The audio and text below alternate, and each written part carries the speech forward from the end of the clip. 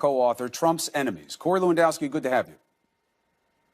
Good morning. Good afternoon, Chris. Thanks, Brad. Good night. Good to be back. Good night. Don't put me to sleep, though. It's a long Friday night. Look, you forget I'm the campaign manager. I forget what time of day it is. Now you know what? I'm sorry. In truth, there was this whole other thing to talk about, like with the caravan and what Trump had said. And I was like, forget it. I want just to get to my brother. So let's do this light and tight. I want to get you back to your family. One point. The president, in the midst of saying, hey, look, this journalist got killed, and this Saudi journalist, we got to get it right. It's a horrible thing. And he goes to the rally in Montana, and he's giving Gianforte a pat on the back for giving the bums rush to that journalist. Why? How do those two things go together?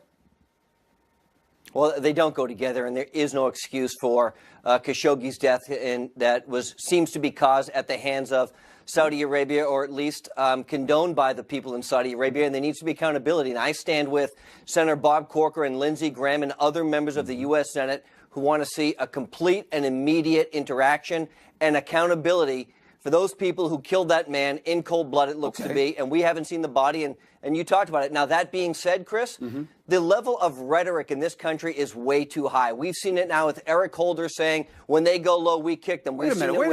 With Cory Booker. Wait a minute. The president, those guys are lightweights compared to what the president says. He was celebrating Gianforte body slamming a reporter. What are you talking about? He said, he's my guy. He's tough. He's a tough cookie. We both know. You may not know at home. Corey was a cop. All right. He was trained in how to deal with situations like that. And he's no slouch himself.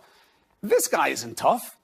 He's a bully. He's a thug. Well, he's a punk. He attacked a guy who had every disadvantage. Why lionize him in front of the crowd? Why say he's your guy? Nobody on the left has said anything like that. Why would the president?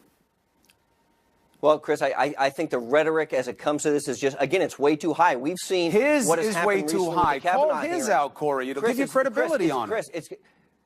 Chris, it's got to be on both sides. Eric Holder this week said, when they go low, we kick them. Right. Cory Booker, no lightweight by any means, said, let's get up in their faces. And what about Trump with Gianforte? Encourage people. What about White? Listen, Chris, this is what I'm telling you. I think on both sides, we can't be condoning this type of violence because I want to hear you say that what Trump said was wrong.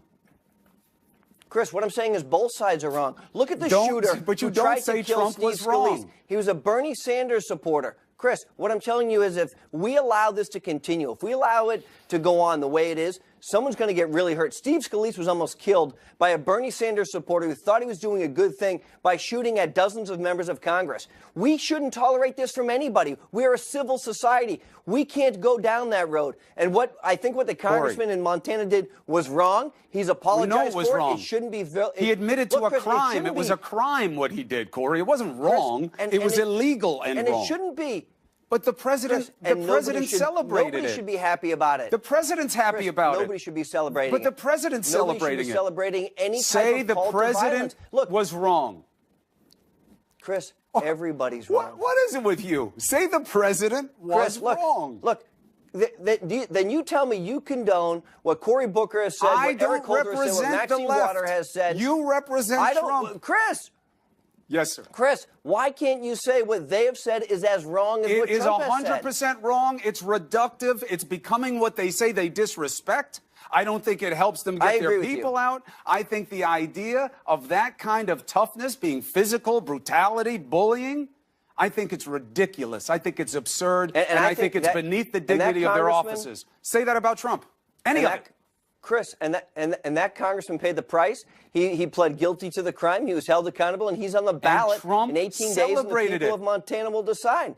And what he said was he's a tough cookie. And he said kidding. He's Look, my Trump guy. Isn't the guy who body slammed anybody. He's my guy. Look, he's a Republican congressman. No, he is a Republican congressman who supports the Trump agenda. Listen to what Trump said. Listen to this. Greg is smart. And by the way, never wrestle him.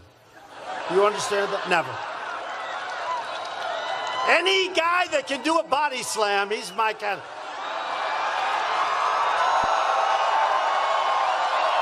He's my guy. Now, change that handsome visage for Cory Booker's, and what would you be saying right now?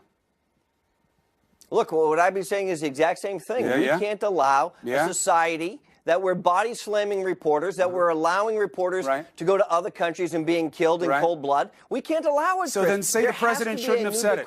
So then say the president shouldn't have said it. That's how you get the new decorum. Chris, here's what the president should do. The president should commend the congressman for supporting his agenda, which is what he has done. Why would you commend a guy who did that to somebody? Why wouldn't you? Why would you ever talk about him again? It's not that one incident. Look, it wasn't the president who body slammed anybody. I know, but he's the one celebrating it, and you can't somehow physically. It's like one of those movies where someone's hypnotized and they're like not allowed to say words. They like just can't say them. No, you can't say Trump was wrong. You know what I can't do? You can't say it. Look, I can't take people who only want to look at one side of it. If you're truly outraged, let's be outraged about the whole condemned thing. Booker look at the in a way that Ricin, you've the never potential... condemned anyone, let alone Trump. Look, what about the potential Ricin attack on Susan Collins last week with the envelope that was mailed to her? What about what happened at the Supreme Court? What about all of those things? It's all wrong. How about Maxine Waters? It's all bad. It is bad. But we didn't have the same level of outrage. Our president is always at the head of the hate parade, and you know it. But Chris, you won't call him out, and why would he ever stop? Chris, we didn't have the same level of outrage when Kirstjen Nielsen had to leave a restaurant, when Ted Cruz had to leave a restaurant, when Sarah Huckabee Sanders had to leave a restaurant. Of course we did. I got beat up by Don Lemon for saying that there's a time, place, and manner, and these people are in a private place, and you shouldn't be doing this, and it's counterproductive. Do you think Cruz or any of these people are going to get on your side? I agree. Yeah, but you won't say it about Trump, Corey. The whole audience is seeing it. You're a smart guy. You make cogent points. You can't go near Trump. It's got to start with Trump. I'll make the most blanket statement with the word Trump for everybody. No, Trump. Chris, from President Donald Trump to the local dog catcher, nobody should be inciting violence. That's as clear as I can be. Nobody should have violence. We shouldn't be condoning violence for reporters or individuals or anybody else. It's too low a bar. You shouldn't celebrate someone as your guy who body slams someone. What would you do if one of your kids came home and said, Gianforte, he's my new buddy. You should have seen how he body slammed this kid in the schoolyard today. You would have been like, what? I would be more concerned, Chris, I would be more concerned if the highest police officer in the land, the highest law enforcement officer in our country, is recommending kicking people when they're down. That's what Eric Holder did this week. You guys want to give law enforcement you guys want to give the president the benefit of the doubt that he was just joking. But Eric Holder says when they go high, we kick them. He then puts out a tweet saying, I didn't mean it as violence. I was talking about being tough. Of course We've never heard that from President Trump. He doubled down today and said he's my guy, I like it. What does that mean?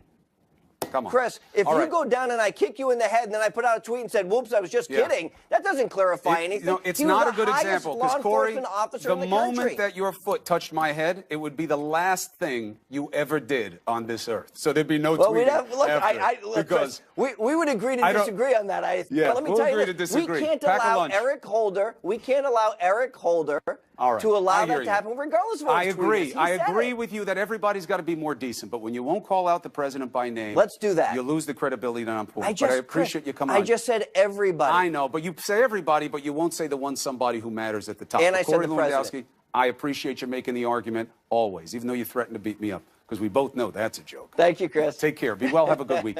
All right.